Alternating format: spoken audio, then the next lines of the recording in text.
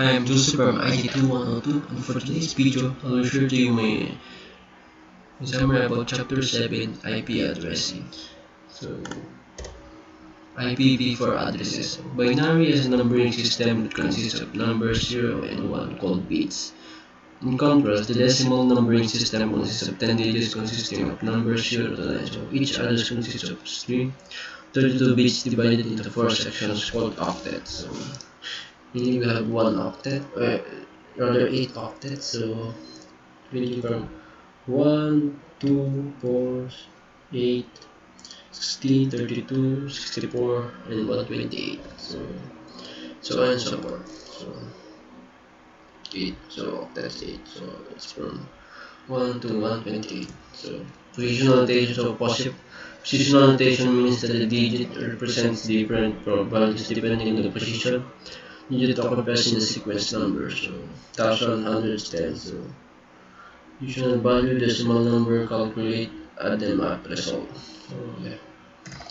Binary decimal conversion. So to convert the binary IPv4 address to its dotted decimal equivalent, divide the IPv4 address into 4 8-bit octets. So next, apply the binary positional value to the first octet binary number and calculate accordingly. So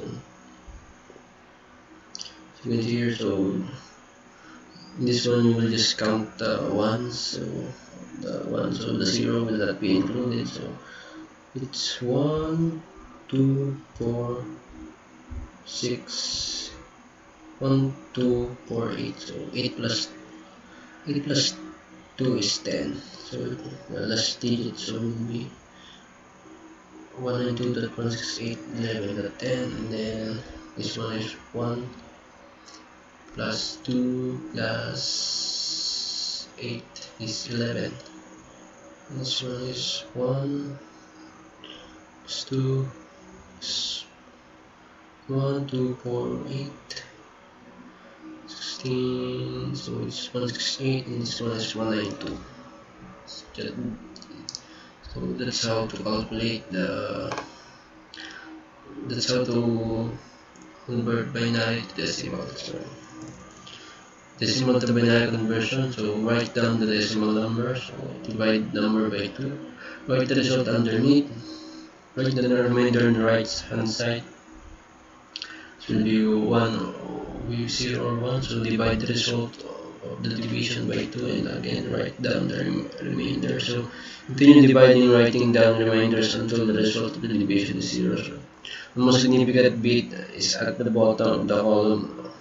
Reminders, the least significant bit called SB is at the top. So with a series of ones and zeros on the right from the bottom up, this is the binary equivalent of the decimal. So we just divide it into 2. Divide 29 is, I think it's 8. So that's the remainder 1, and then 2 divided by 7. That is another remainder. So 7, remainder 1. So 2 is divided 3, remainder 1, 2 divided 1, so remainder 1, so 0. So the answer is 1, 1, 1, 0, 1. So read it from bottom to up. So network and host portion. So the bits within the network portion of the address must be identical for all devices that reside in the same network. So the bits within the host portion of the address must be unique to identify a specific host within a network. If two hosts have the same bit pattern in the specific network portion, 32-bit string, those two hosts will reside in the same network.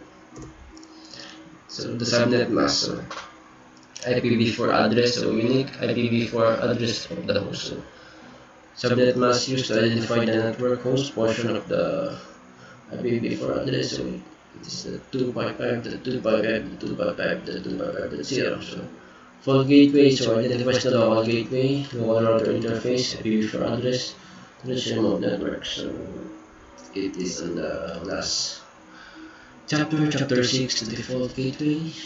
So logical AND. So logical AND is one of three basic binary operations used in digital logic. The other two are not. So while all three are used in data networks and only AND is used in determining the network address.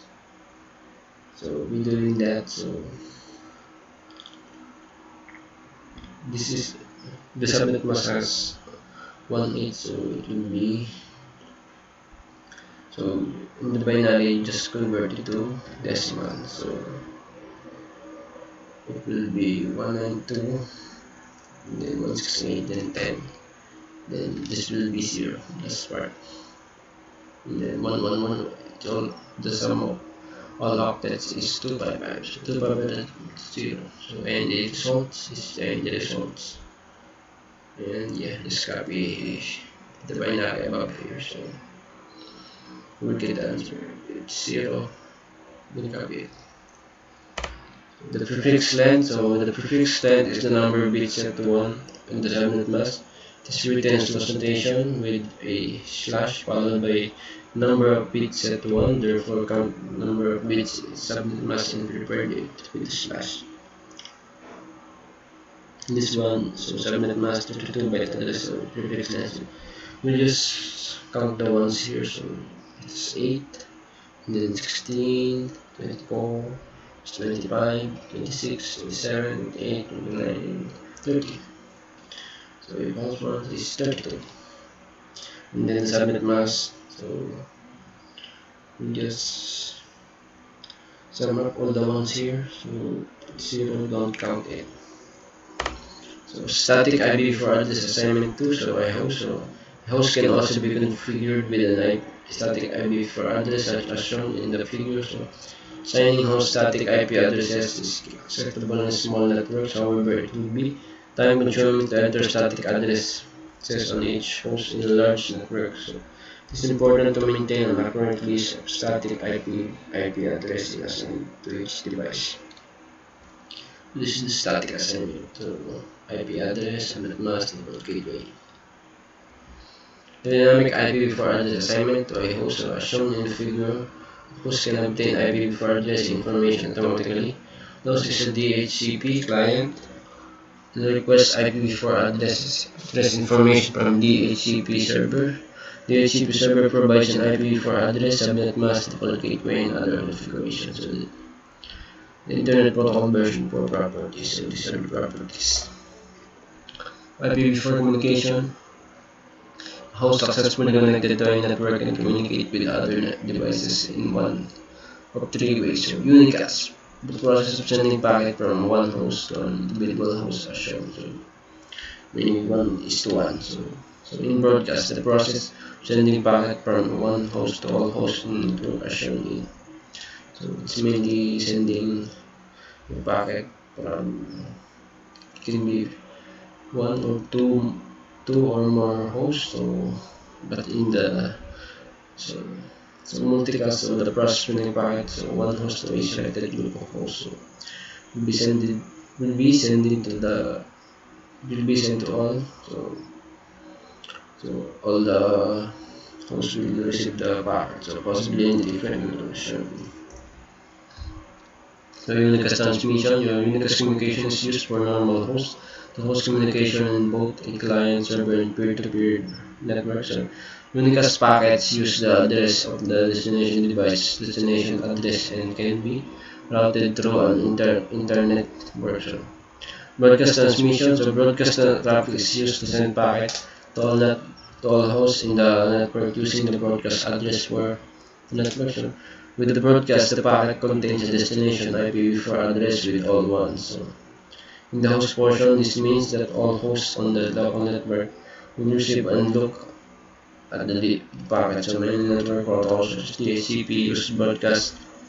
When a host receives a packet sent to the network broadcast address, the host processes the packet as it would a packet address to its unicast address.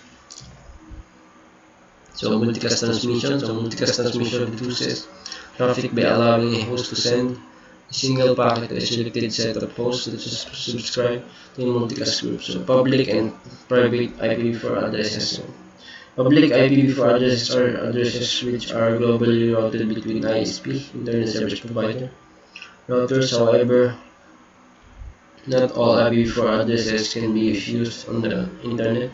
There are blocks of addresses called private addresses that are used by network organization to assign IPv4 addresses to internal hosts. So special user IPv4 addresses. So there are certain addresses such as the network address and the broadcast address cannot be assigned to a host. So there are also special address that can be assigned to the host, but with restrictions on how those hosts can interact within the network. So loopback addresses. So 127. So link local addresses. So this is the example testnet addresses. Excuse me.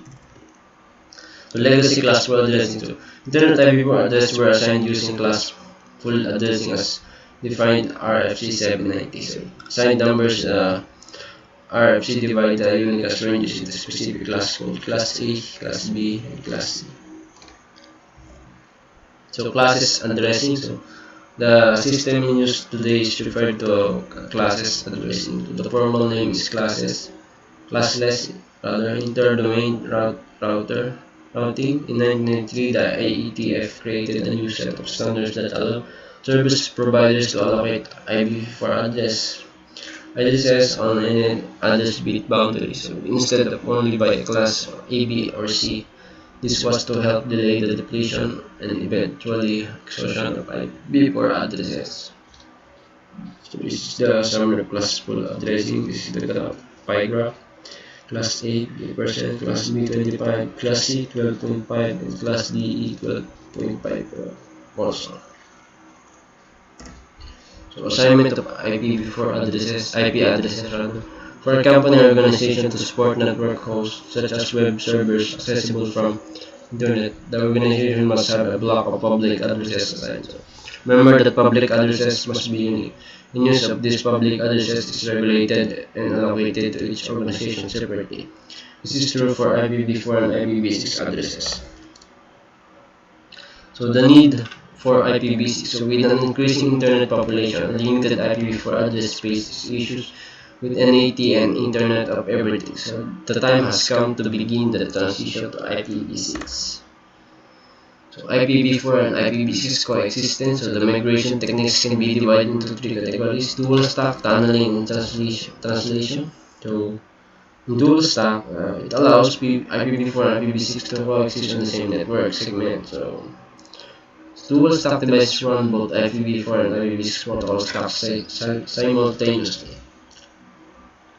And tunneling is a method of transporting an IPv6 packet over an IPv4 network. So the IPv6 packet is encapsulated inside an IPv4 packet, so similar to other types of data. So translation, network address translation, so 64 allows IPv6 enabled devices to communicate with IPv4 enabled devices. So using a translation technique similar to a NAT for IPv4. An IPv6 packet is translated to an IPv4 packet and vice versa. So IPv6 address representation. So preferred means the preferred format means the IPv6 address written using altered to hexadecimal digits.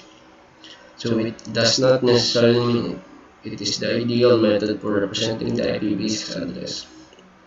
In the following pages, we will see two rules to help reduce the number of digits needed to represent an IPv6 address.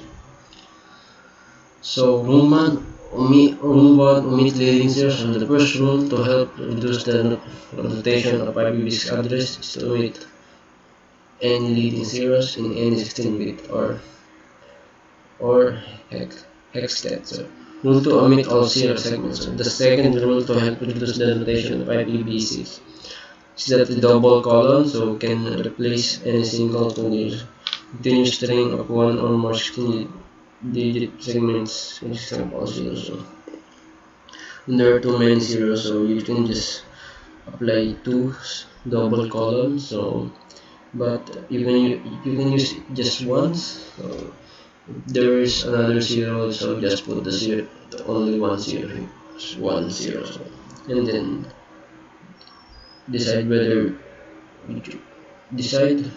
you want to put the double colon, the first zeros or the second zero. So IPv6 address type. So there are three types of IPv6 addresses. Unicast, so IPv6 unicast address uniquely identifies an interface on IPv6 enabled device. So as shown in the figure, a source IPv6 address must be a unicast. So multicast, an IPv6 multicast address is used to send a single IPv6 packet to multiple destinations. So Anycast, an IPv6 Anycast address is any IPv6 unicast address that can be assigned to multiple devices. A packet sent on an Anycast address is routed to the nearest device having that address. Anycast addresses are beyond the scope of this course. So IPv6 prefix length. IPv6 uses the prefix length to represent the prefix portion of the address. So, IPv6 does not use the dotted decimal subnet mask notation. Prefix length is used to indicate the network portion of an IPv6 address using the IPv6 address prefix length. So IPv6 unicast addresses. So the most common types of IPv6 unicast addresses are global unicast addresses, GUA, and linked local unicast addresses. So, global unicast.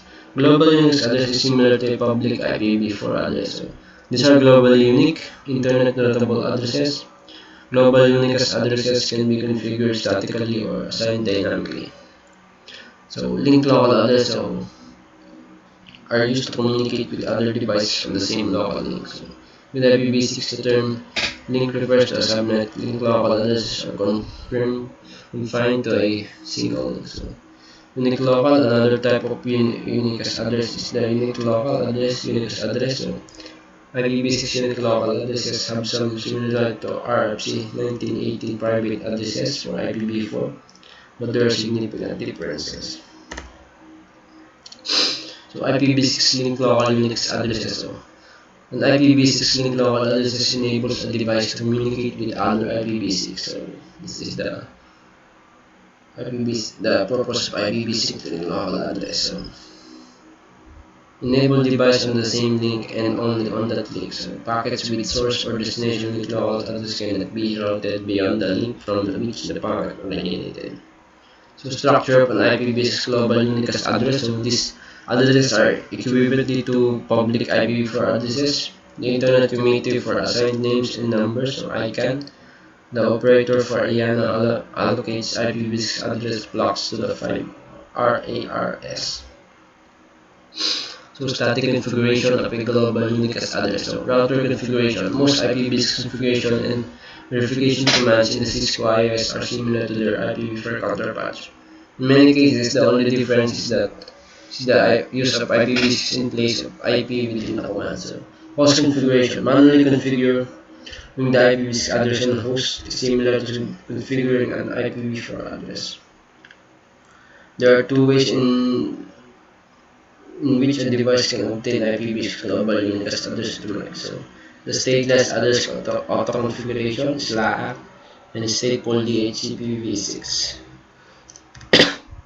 So dynamic configuration is LAAC. So stateless address auto configuration is a method that allows the device to update its prefix length, default gateway address, and other information from an IPv6 router without the use of DHCPv6 servers. Dynamic configurations of DHCPv6 RA option 2 Slack and status DHCPv6. With this option, the RA message suggests device use of Slack to create its own IPv6 global Unix address. The router's link local address, the RA source IPv6 address for the default gateway address. A stateless DHCPv6 server to obtain other information such as DNS server address and domain name. EUI64 process and randomly generated. So, EUI64 process. I define the extended unique identifier EUI or modified EUI64 process. This process uses a client 48-bit Ethernet MAC address and inserts another 16 bits in the middle of the 48-bit MAC address to create a 64-bit interface ID. Dynamic link local addresses. Link local addresses dynamically created using the FE80 double colon /10 prefix and the interface ID using the The UI64 process or randomly generated 64-bit number. Operating systems will typically use the same method for both a SLA-created globally unique address and a dynamically assigned link local address. So static link local address, configure link local address in Arga. So this is the configuration, IP address, link local. So first, interface the gigabit Ethernet. So place an IP address and then link local, use link local address. So, and then IPv6 address FE80 double colon 1 link local and then exit. So interface another gigabit Ethernet 0/1 and then the same process. So and then lastly interface serial. So place the IPv6 address FE80 double colon 1 link local. So yeah, that's all. Verifying IPv6 address configuration. The show interface command displays the MAC address of the internal interfaces. The UI64 uses the MAC address to generate the interface ID for the link local address. So, additionally, the show IPv6 interface brief command displays abbreviative output for each of the interfaces. The output on the same line as the interface indicates the layer 1, layer 2 interface state. So this is the same as the status and protocol columns in the equivalent IPv4 command. So assigned IPv6 multicast addresses. So assigned multicast addresses are reserved multicast addresses for predefined group of devices. An assigned multicast address is a single address used to reach a group of devices running a common protocol or service. Assigned multicast addresses are used in context with specific protocols such as DHCP-V6.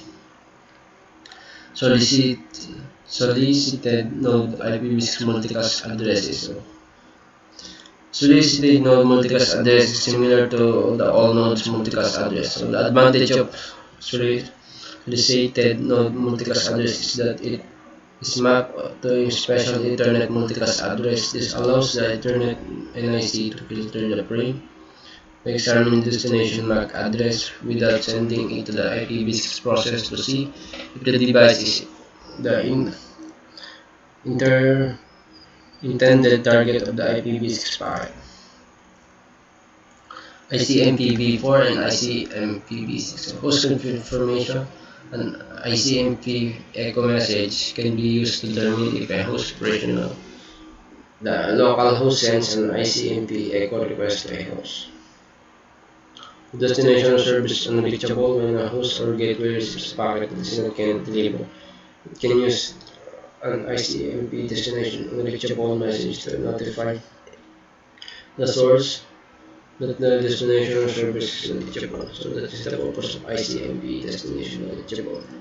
So time exceeded, an ICMP version 4 time exceeded message is used by a router to indicate that the packet cannot be forwarded because the time to leave field of the packet was decremented to 0.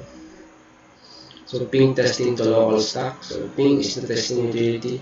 Uses ICMP echo request and echo reply messages to test connectivity between hosts. Ping works with both IPv4 and IPv6 hosts. So this is the testing local TCP/IP stack.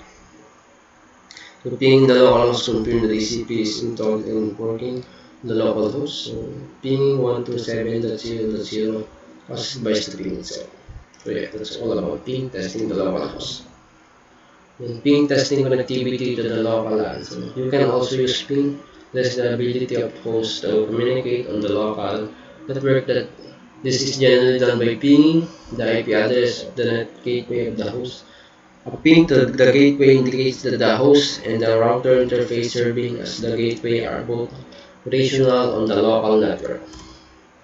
So ping testing connectivity to remote. So ping can also be used to test the ability of local hosts to communicate across an internet network. The local host can ping an operational IPv4 host of a remote network. So this is the one of the feature of the ping. So you can test the ability of the local host to communicate across an internet network. So traceroute testing the path. So traceroute is a utility that generates a list of hops were successfully reached along the path. So this is trace route testing the path. So this is trace route 119.161. So basically communicating network from a remote network. So yeah, that's all about the my summary about that's all my summary about chapter 7. I hope you learned from me. So thanks for watching and until next time.